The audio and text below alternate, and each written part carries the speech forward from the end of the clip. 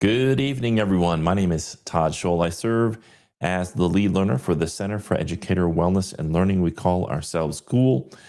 And of course, we would not be here without the South Carolina Education Association and a GPS grant from the National Education Association.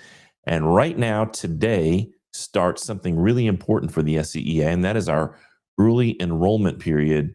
And you can go right now and join the scea.org if you are a new member. You can join at no cost until September. In other words, you can join today and not pay any dues until September. And that is just a great opportunity for you to join the movement, learn more about who we are, what we do, and the movement we're trying to build, learn about NEA's benefits, the benefits of being a member of the South Carolina Education Association, and of course, connecting with your local association. And no other advocacy association in South Carolina gives you membership at all three levels: the local, the state, and the national. So, again, we want to just encourage you, if you've been thinking about joining the SCEA, now is the time to do it during our early enrollment period. Well, tonight we're going to be talking about contracts. And throughout my career as an educator, I didn't give my contract a whole lot of thought. And then as I started to do advocacy work, I realized how important it is for us to focus on contracts. And one of the leading voices in our state on improving contracts for educators and why we need to improve those contracts is Kat Lowe. And we have nicknamed her Contract Kat. And she's going to be joining us tonight to talk about the importance of our contracts and what we need to be fighting for to improve those contracts. So, Kat, welcome to the show. How are you tonight? Oh, I'm doing great. I'm excited. It's a great first day of starting up the membership drive. This is a great conversation to have when we want to talk about why it's a good idea to be a member and what we can do as a membership to make our classrooms the best that they can be. Right. I mean, I was just talking to somebody last night about an issue they're having in their district, and they've been a member for a long time and realize how important it is to be a member, to have a union behind your back when those unexpected issues arise. So we hope that folks who are watching, if your career is not currently protected, you can do that tonight by joining the SCEA. But I do want to first of all give you an opportunity to share a little bit more about who you are with the folks who are listening, for those few people who may not know who you are. Yeah, I'm Kat Lowe. I've been a teacher now for 20 plus years. I started in Richland 1 at Lower Richland High School, and I made my way to Charleston and taught at Wando High School. And right now I'm in Berkeley County, where I'm the Berkeley County Education Association president, so our local president, and I teach science at Hanahan High School.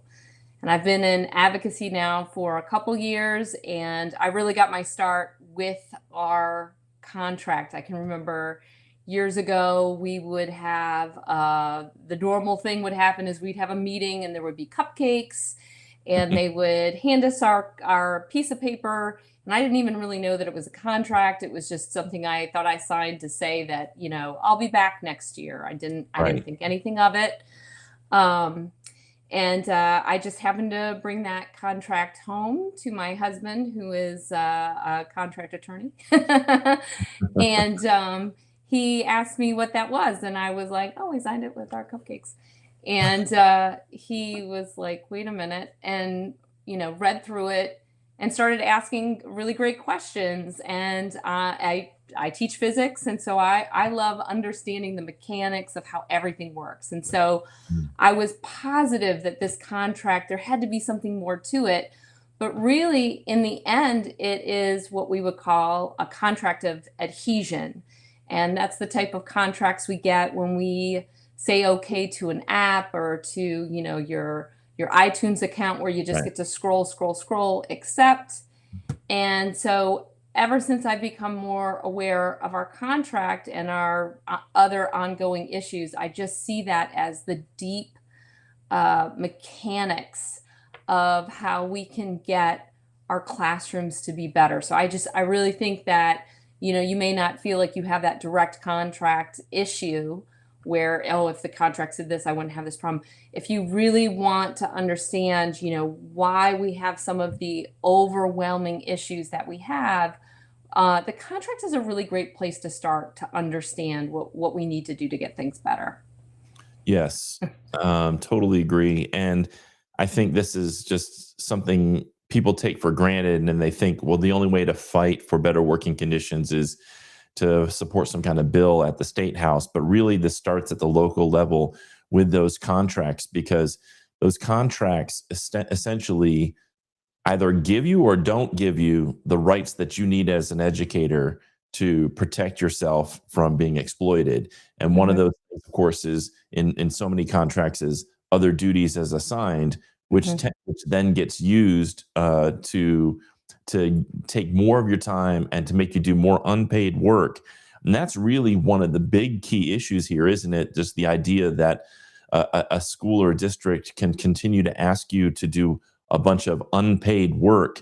And Right. because that's not specified as it is in other states where there's union protection and collective bargaining, that we wind up working many, many hours without being paid or compensated for it. Right. And, in the end, a good contract is good for both parties. And in fact, I would argue that this contract also works against the district. So, like to your point about unspecified duties, well, it's really overwhelming work, the work that we do. And because the contract doesn't clarify, the boundaries of what work is, we have a tendency to just go over the top and do too much when maybe even the district wasn't anticipating us doing what we did. So there would be value for the district to create parameters and supports to let us know like what the expectations are. And so, I really kind of uh, focus on how we can get the contract to change. So we have tried working with legislators who have been very open to the contract issue. Many of them are lawyers and are well aware that our contract does not foster goodwill between parties. So when we go to the legislature, what we have to remember is that they can make rules, but if those rules don't have penalties and they don't have ways for us to access, recourse, so like when we see unencumbered time not being respected in the way that was defined by law, it makes it really hard for that teacher to go in to their principal's office and district office and cite the issue without feeling like they are putting themselves in a position where they're going to get targeted. So there are no protections either, and there are no penalties really for the district. So by making a contract that really reflects what the local district needs, that would be the best way for us to move forward. And so to do that, as opposed to just looking to the legislature to try and solve these problems for us, what we really need to do is create coalition. And the best way we can create coalition is to get members into the SCEA, sitting down in those local meetings for the locals. So for my local, it would be Berkeley County, and really saying what we need as the supports and expectations for the 190 days of really good work that we're going to give to our kids in the classroom. And that is a bottom up build. And so that takes people to do it. Again, I think we have a lot of support at the State House to try and create these types of contracts. What we need, though, is we need those teacher voices working together. And so that is why we need people signing up. And today is a great day to do it because it's free. But to become a part of a coalition that is going to build these contracts that year over year get better and better. They are more truthful. They are more than just fair.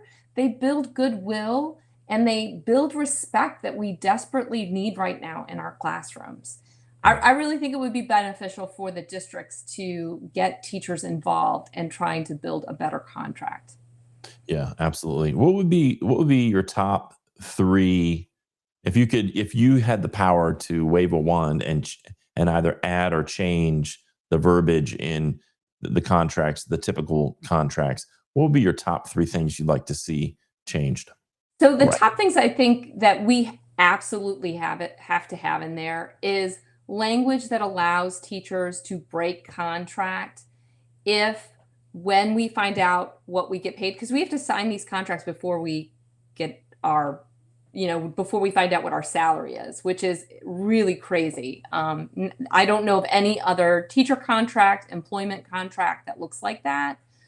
I do think that teachers should be able to break contract within a window after finding out what the district's pay scale is going to be, because of the fact that districts can be competitive with one another to lock a teacher in May, and then it turns out that the pay that was promised was not going to be there.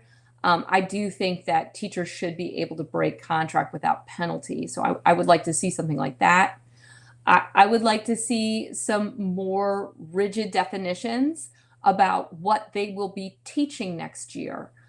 The other reason why teachers get overwhelmed is because when they come back into the classroom, they might be told that they're not teaching second grade anymore, that they're teaching third grade or they're teaching fourth grade. Or, for someone like myself, like, am I going to be teaching physics or am I going to be teaching forensics? It's important to have expectations of what we're going to be teaching the next year. So I think it's very important that the district makes plans such that they can set expectations and tell teachers what they're going to be teaching. Many teachers spend the summer doing professional development, and they should be doing professional development towards the things that they will be doing the following fall. So I think that in the contract would also be incredibly beneficial. And then also a phrasing next to where that oh my gosh, I can't believe I forget the phrase. The one you just said, where we do Other duties, duties not, are assigned. yeah, duties as assigned. I think that we need to have a clause in our contract that lets us refuse. And what I mean by that is we should have a right to say no defined in the contract when we do not think that that duty that is assigned is appropriate for whatever reasons. We need to have recourse and ability to say no. And these are actually very small things that cost $0 that Right. takes some planning on the district front. And like I said, that's why it would take teachers to try and build this out, because we should have these types of expectations in our contract. And what we have to understand is because those things are not in our contract, we do not have those rights to do that. So they can move us grade level, they can move us wherever, whenever. Not just grade level, but also schools. So I would also say in Right. that statement of what expectations are for next year, like we should be able to stay at the school that we are assigned. And a lot of these things, you take them to another state, these are unheard of, that Right. they would that this would be so seamlessly put into a contract that the district would have capacity to do those types of things. And like I said, it's not beneficial for the district to have a contract that is so one-sided that it also creates, even if the district, and if you don't want to treat the district as if it's a bad actor, but because of the way the contract is set up and they have such overwhelming power to say and do things, it does make it so that it's difficult for the district to show that they are doing things of goodwill, right? Yeah. Because it happens at their whim, and there is no recourse or punishment if they decide that they're not going to fulfill whatever goodwill statement that they said they were going to do for you. How much of this seeming like lack of rights for educators is sort of a vestigial um, structure from the idea that this is a profession for women, and it's and they don't really need to be compensated or treated fairly because this is sort of just like they're almost like glorified babysitters, and Hmm. their husbands will be the breadwinners. I mean, it feels like there's a little bit of that at play here and some sort of patriarchal nonsense Yeah. going It on. I would argue, specifically for South Carolina, it's even a little worse for that. If you go back historically on this contract, and you'll see that in places like Orangeburg, the few changes that have happened to contracts, and Orangeburg contract looks like most of the contracts look exactly the same, some slight rephrasing, but mostly the same. But in Orangeburg, there was a time where part of that contract had a pledge that you would not join the NAACP or the Communist Party, and that was a part of the contract. So when we look at these contracts and ask ourselves how we got into this position, I think you're right. I think that these are probably documents that have just, been Xerox copied and copied over year with very little change and very little expectation. And so now, as that our position has changed and our expectations have changed, the contract has not. And so Right. it's not been the living document. Like, contracts are supposed to be living documents. This is something we have to sign every year. It Mhm. should be able to change every year to reflect the changes and expectations that are happening in that district. And it feels like it's not going to change as long as educators stay complacent and just don't say anything, don't use their voice as you mentioned that they should. I think there's this I think there's sometimes culturally in South Carolina this idea of I need to comply and just go along with whatever the authority figures are saying, and I don't need to speak up because that would be rude of me, or that would be, you know, it would make me an not a nice person if I speak up and argue against uh, the structures that exist, or even bring up the idea that maybe this is a bit patriarchal and we ought to be moving into the 21st century and protecting the rights of educators to earn a good living and to be protected with a fair contract. And I think Right. so. So, what would be your message? How do we sort of get to this tipping point where there's enough educators, not just a few here and there, like you, kind of crying out in the wilderness, like, "Hey, pay attention to this." Like, how do we build the kind of momentum that we saw like on May 1st, 2019? How do we Yeah. rebuild that momentum and get to that place where we're just all in unison demanding better contracts?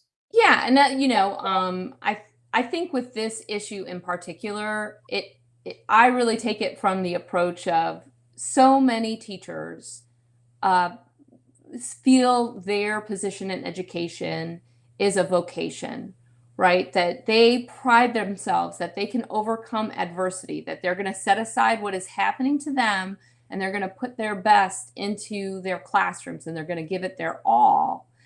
And because of that, I from talking to teachers, I think I recognize a certain level of discomfort about saying that these contracts are necessary to make their classroom better. Like, they see kind of a disconnect there because they don't need a good contract because so much of their focus is in the classroom and they don't want to be haggling out, what's happening.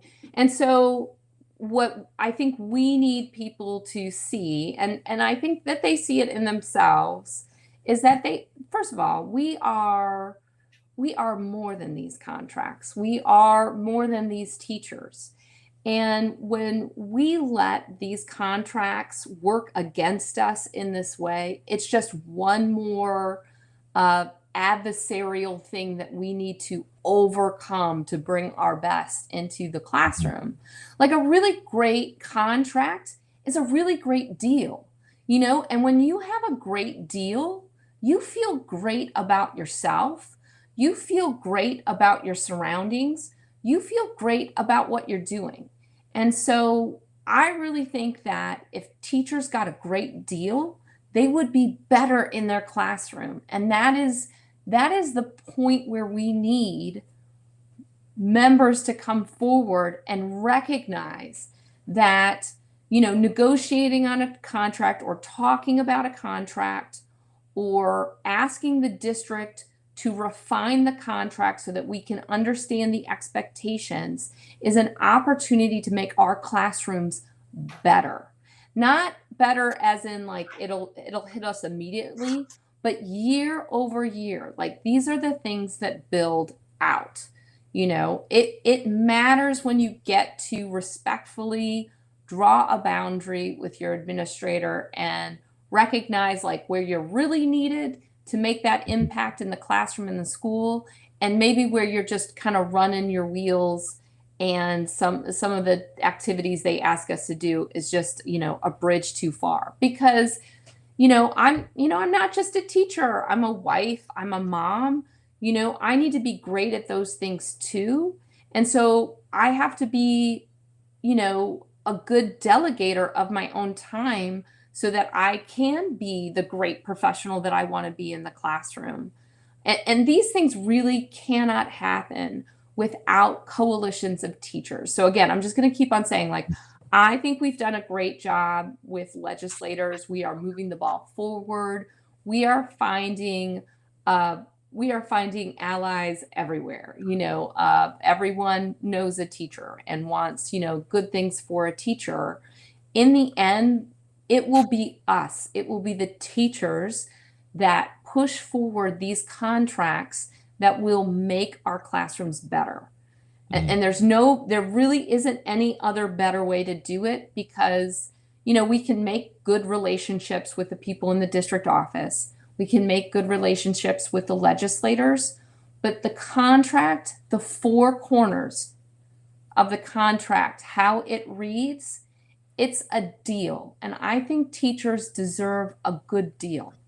Absolutely. And it would also help with recruitment of educators and retention. Oh, yeah. When a person feels like, if I have an offer to go somewhere else and I've got a better contract, whether it's not only just pay, but just better working conditions and a very Right. clear outline of what my job duties are going to be, how much time's involved, how I'll be compensated, all of that. It's that is very tempting to turn to an employer who's going to respect me with a proper contract. What I know we talked a little bit about the signing day. Can you talk a little bit about signing day so folks remember like when that is and why Yes. they should maybe consider waiting to that day? Yeah, so one of the things that we can do, I think the immediate, uh, heartfelt moment of like, oh, we're going to go on strike. We're not going to go on strike. We can't put the cart before the horse. I mean, in the end, what we need to do is make sure that we know what the contract says. And like I was telling you at the beginning, there used to be a time you'd walk in and there was a meeting, there were cupcakes and there was a paper and you just signed it and there was no thinking to it. But really, it's a very important document that locks you into your district for a year. Uh, and so, what we want a chance to give people, time to look over the contract and talk to the people around them about what these contracts are about.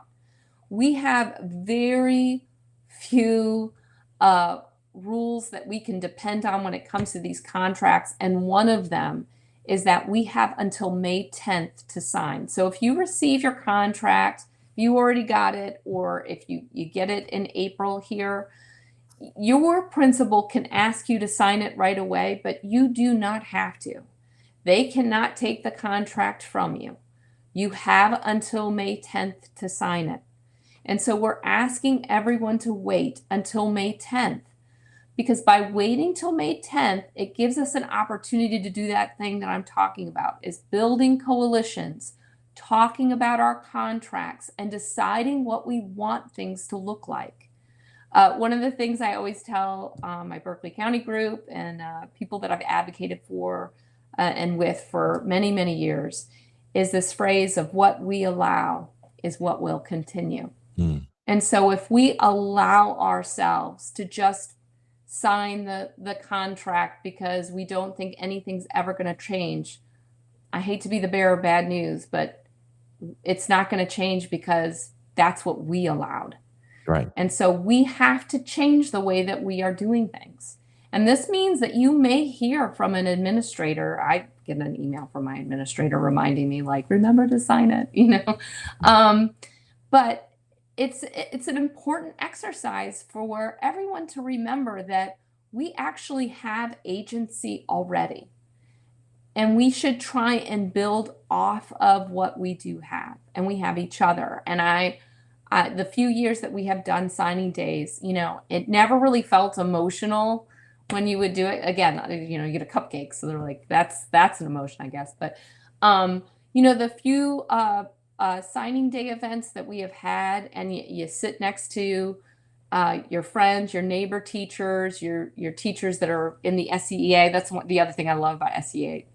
Instant neighborhood, instant community of people. You get to look around, and it's like you're making a deal with those guys. Like, we're going to do this one more time. Right. Because it's a commitment. I think people forget. Mm-hmm. Like, it is an all-in moment. Yeah. Because if you break contract, they still have capacity to take, your license. They have capacity to change your world. Right. And that overwhelm is very real. And it feels like you have agency when you get to sit down with your colleagues and tell each other that, like, we're going to do this again. We're going to do this together. Right. We're going to make it better. And we've like I said, we've made progress, but we can make much more progress if we have more members. And so that is my big ask tonight is, like, I want a contract for us. I want something that we can be proud of, something we deserve. And it is something that we need to do together. That's right. So why specifically the SCEA? So for someone who might be watching, they're not a member of an advocacy organization. Why is it that the SCEA specifically is the advocacy organization for educators to join to actually create the kind of change that we're talking about? Yeah, this happens. The SCEA is, it really is a local level build. So, essentially every local district has, I'll talk about BCA in particular. The second you sign up with the SCEA, you are put into your district local.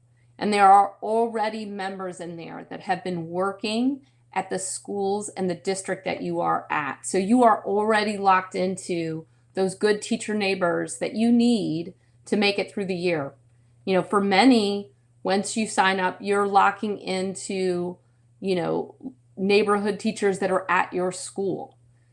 So, at my school, we have members, and, we can immediately, talk to each other about what's going on and move it up the chain into the district, and then move it up the chain again into the state. And so, the SCEA is different because of that local control. And what happens in Berkeley County is decided by Berkeley County teachers. So we have meetings, we have our own agendas based on, the members that are involved. Like, all you have to do is start coming to a meeting, and you can put ideas onto the agenda of the things that we want to do. And we vote. It is a democracy. We make decisions as a group, and we move forward as a group. And you get representation right away. So right away, you'll have people that are on staff from the SCEA that can help you if you need help with, issues going on at your school or in your district, or you just need to understand what's going on. It's always better to have that person that you can call that isn't gonna judge you. The one thing I'm always shocked by is, man, I don't know any worker as hard as a teacher. And I'm sure that people can bring examples, but, like, when I walk around my school, I mean, everybody's hustling, everybody's working, and it is a grind of 190 days. And just the nature and stress of the stuff that we do, like if you have one bad day, you just want somebody to talk to that's just going to listen, that they're not going to judge you, that Right. you're not going to be stuck in that situation where, now you're seen as like the bad teacher when like you had one bad day. We're there for each other. So I would say for me, the SCEA is the closest thing that you're going to get to having that team, that network that you Right. just really need to make it to the next day, the next week, the next semester, the next year. Right. And it feels like I remember being in the classroom and thinking, I'm just going to shut my door and Mhm. focus, like you had mentioned, kind of the mentality of I'm just going to focus on what's going on inside of here, and just be the best teacher I can for these kids and kind of put my nose down and just do the work and go home and try to relax. And what I didn't realize until I got about halfway through my career was there's this important concept of solidarity that maybe Mhm. things are okay for me right now, but it doesn't mean they're always going to be okay for me. Things can change very quickly, as we've seen. And also, it doesn't mean that there's also things that can be happening. I'm sorry, I mean, there's these texts coming through, and I'm gonna stop them. Um, I don't know. Uh, there may be things happening in other buildings in my district or in other districts in the state where I need to step up for other people in my profession. And that Mhm. solidarity is so important for us to consider.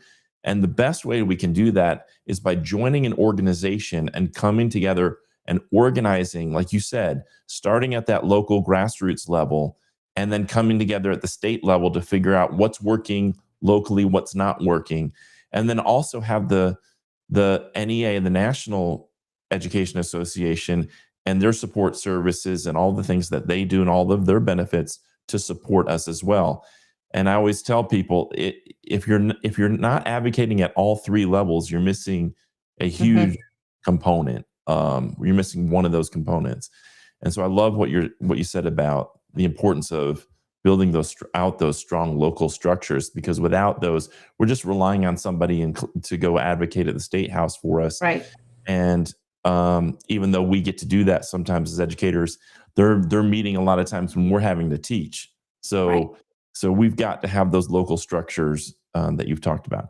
What have we not discussed that you want to mention about contracts or about the SCEA tonight before we sign off? Well, I mean, I'm just going to actually piggyback on one of your points, and I do hear it a lot. Like that mentality of like I'm going to close my door and I'm just going to control what's happening inside my classroom. And I think that we have been so overwhelmed, and for dozens of reasons, that has been our thought process. And I'm starting to think more and more as our Berkeley membership grows, that really the idea should be that if we had this connectivity, if we have this level of membership where you do have members in your school, and you have leaders in your school, and you have leaders helping you at the district, like as opposed to trying to take that defensive stance of like closing your door and just being like I'll control what I can inside my room. Like, what if we had a setup where the best thing you could do is open your door, because support is coming in and help is coming in, and we're going to start getting clarity and discussions. And I think that these things happen for us if we build something for ourselves. Mhm. I don't want to do the like no one's coming to save us, but no one's going to build this for us better than we are. That's right. And so we need each other now to do this now. We have this opportunity. I can't say this enough. There are many legislators on both sides of the aisle in all parts of the state that see this contract, recognize the problem, and want to know what they can do to help. But really, they can't do much until we do things ourselves.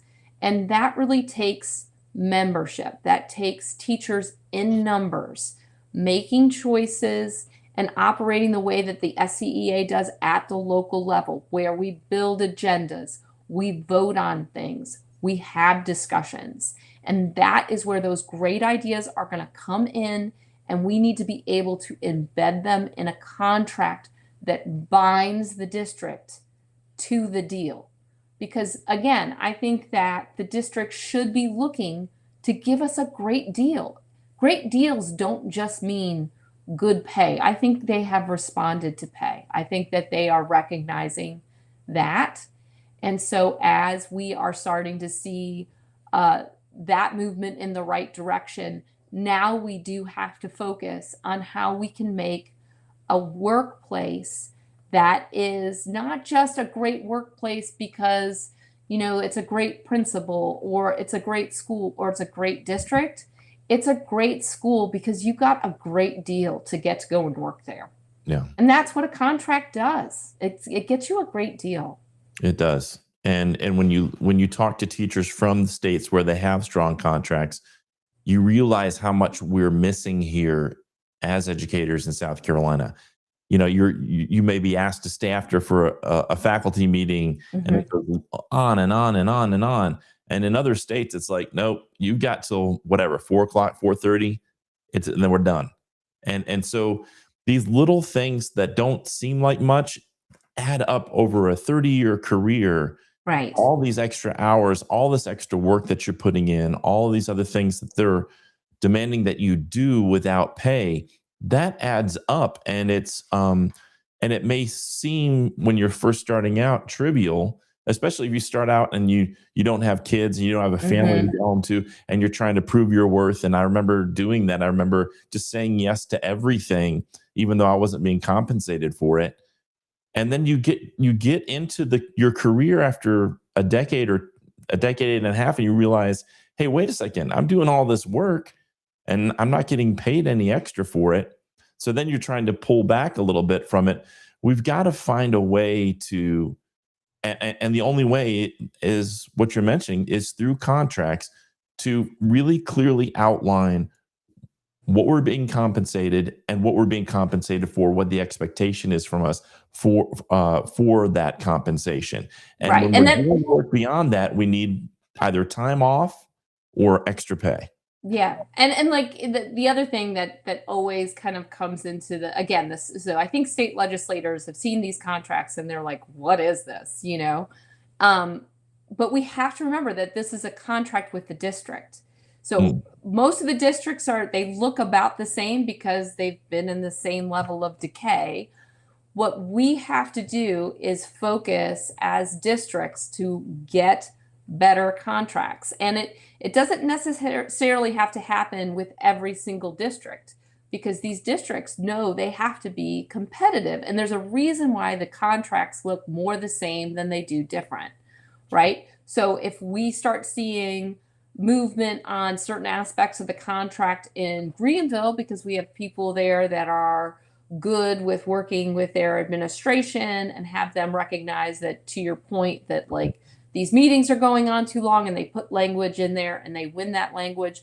Well, now all the other districts, because of the way the SCEA works, will see that part of the contract and be able to fight for that to be on their district contract. So we are again, it is the connectivity of all of the districts working together, and then those district locals really, hashing out things that they want to see on their contracts and pushing forward those ideas to get them on the contract. And we're in luck this year because the Education Assistance Act did make some rules about what is supposed to be on your contract. We're still waiting on some guidance, I think, as to know exactly what it is. But what I would say is the most important thing to understand is that we have broken through to making this a contract that can breathe again. So essentially, it is a living contract that they will have to change every year. And if they have to change it every year, that gives us an opportunity to push for things that we think should be in that contract and build every single year. Yeah. So I see this as a real opportunity. Like I said, I really think this is our moment to try and get ourselves a better deal. Yeah. And your point is well made around this is why local structures are so important, because if we can break through in a single district, Hmm. especially a district like Berkeley or Greenville or Horry County, if we can break through in one of these big districts and really get some good changes to the contract, that all of a sudden puts pressure on these other districts to start emulating what those changes, and then those become norms across the state, because Yeah. nobody you in order to be able to compete for the limited pool of educators, you're going to have a competitive contract, and it's not just about the wages, it's also about how you're treating people. And to my message to these districts who are struggling to, maybe they don't have the funding of a Charleston. Hmm. One of the ways you could get people there is by actually leading the way and creating a more fair contract, being the model for what a contract can look like. So I want to just encourage, if there's any district officials watching from these rural districts or districts that are hard to find folks to fill those vacancies, change your contract. Make a really attractive contract. You might start seeing people move in your direction. It's the best type of competition because I think that district leadership loves to get into meetings and talk about, like, well, our teachers love fill in the blank, you know? And so many times, like, because our contracts are so ambiguous, it works against the district that we just assume they can ask us for anything. Well, if they just refined what they were asking for, it may not be that much less of what they normally get, but now they have teachers that are excited and happy again. Like, I don't know about you, but like, I love a good deal. So like, I think people want to, smile and shake hands and get one.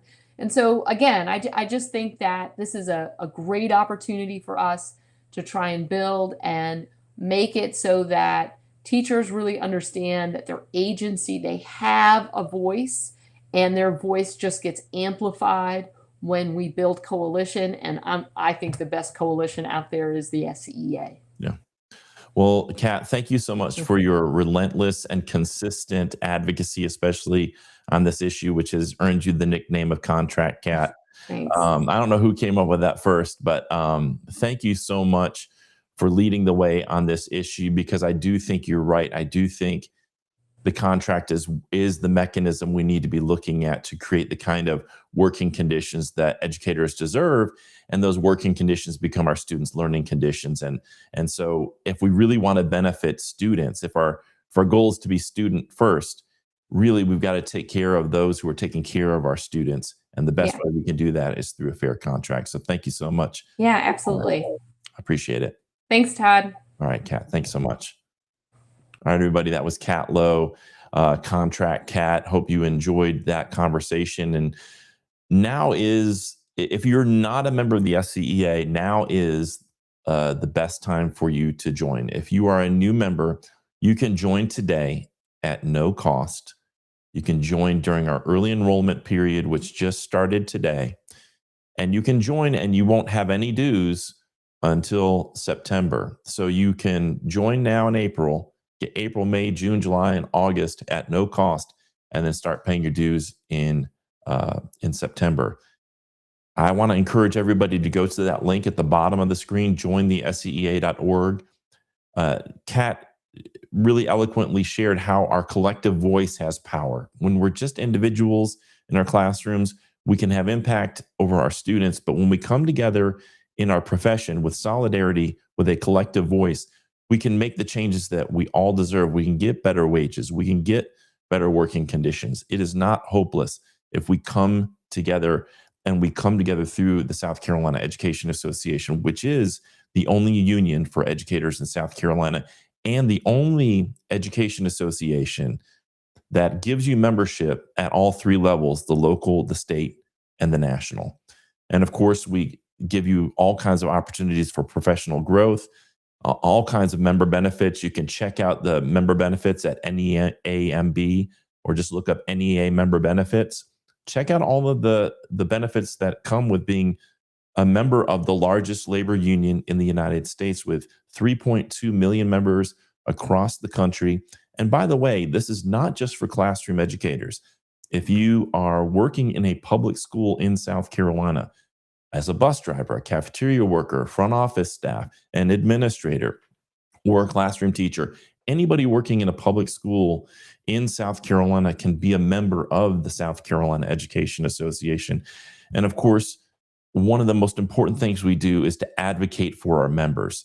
So our members get that liability coverage, that legal protection. You can call our help desk, and we have UNISERV directors in each region of the state who can come and support you if there are issues with your administration. And here's the thing, you never know what's going to happen in your career. You just don't. You can go through your entire career and think I've made it safe and everything's fine, and in that last year something comes up. A parent complains, a student complains, and all of a sudden you've made some small mistake, and it's being blown up into this huge thing, and you need legal protection, or you need someone to come sit with you in a meeting with your administration. That's what the SCEA is here for. We insure our cars, we insure our homes. Hopefully, we're never going to get in an accident. Hopefully, there'll never be a fire or a flood in our home. But we insure those things because we want to protect those things because they're important to us. Well, our career is equally important to us. Our career as educators is important, and we need to ensure that. And one of the ways we do that is through membership in the SCEA, getting that legal coverage, that liability coverage that we provide to all of our members. It is important to note that when you're paying at no cost, that legal protection doesn't kick in right away. So please make sure you're aware of that. But you can join today and learn about all the other benefits and what our movement's all about today at no cost. And we just want to encourage everybody to do that. It's a no-brainer. If you're not a member and you haven't been a member and you're even thinking about it, now's the time to do it. It's an obvious thing to do. One other thing I wanted to mention is our cool coaching program. They will be doing this tomorrow night. That's Thursday from 6 to 8 o'clock. If you are an induction teacher, that means a classroom teacher in the first 5 years of your career, you can log on at cool.us/coaching, and you will get free online one-to-one support from one of these three outstanding veteran educators, Angie Brush, Stephanie Johnson, and Dr. Marcella Weinsnyder. They are on every Tuesday and Thursday. They will be taking a break next week as we have spring break, but then they'll resume the week after. And just let all of the induction teachers in your area know about this free program. You don't have to be a member of the SCEA, but it's every Tuesday and Thursday night, and you don't have to log on for the whole 2 hours. You can just log on at whatever time is convenient within those 2 hours and get the support that you need. So thanks again to Kat Lowe, and thanks to everybody. So many people tuned in: Cassie, Kiana, Mev, Stephanie. I haven't seen you in a while, Stephanie. How are you doing? She says, amen, Todd. So many. Cindy Fisk joined. Thanks so much, Brandy. Thanks, Rita, Mary Rita. Tuned in. Mitchell, thank you so much for tuning into tonight's live stream. We hope that you enjoyed it. If you did enjoy it, please like it. One of the most important things you can do to help us, and it's free and easy, is just like the things that we post, comment on them, and then share them on your timeline if you feel that they're relevant to the people in your area. So like, comment, share. I know you hear that in all these social media spaces, but it's so important, and you never know who's going to hear the message and it will resonate with them. If we're going to actually build a movement, it's going to take those little steps too. It's going to take everybody kind of coming together and saying, it doesn't cost me anything. It takes 3 seconds for me to like something, to say, hey, great job, or enjoyed this, and click share, post it on your timeline. That doesn't take any time, and it's free, and it is incredibly helpful to get the word out to more and more people when we post things. And that could be a simple announcement of an event we have coming up, or it could be a live stream like this, or one of Pete Stone's videos, or Steve Newsom's articles. whatever it is you're seeing coming out of the SCEA or out of Cool on our social channels, please like it, comment on it, share it, subscribe if you can. We're on TikTok, we're on Instagram. You can go over to Instagram. This is the link to Instagram. It's instagram.com/the_SCEA_, and at TikTok it's just tiktok.com/the SCEA, and on YouTube you can search for the South Carolina Education Association. All of our live streams are posted to the YouTube channel, and they're also posted to the Cool website and the SCEA website. So lots of different places for you to explore our resources and share our resources and be a part of what we're doing. So thanks again to Kat. Thank you for tuning in, and we will see you in a few weeks on our next live stream. Until then, have a wonderful Easter and a wonderful spring break, everybody. You deserve it. You're almost there. Hang on just a couple more days, and you've got a nice, hopefully a nice week off where you can relax and enjoy yourself and recharge for that last quarter of our school year. Until then, take care. Bye, everybody. Together we learn, together we grow, together we heal, together we flow. Be cool, every teacher, every school. Be cool, every teacher, every school.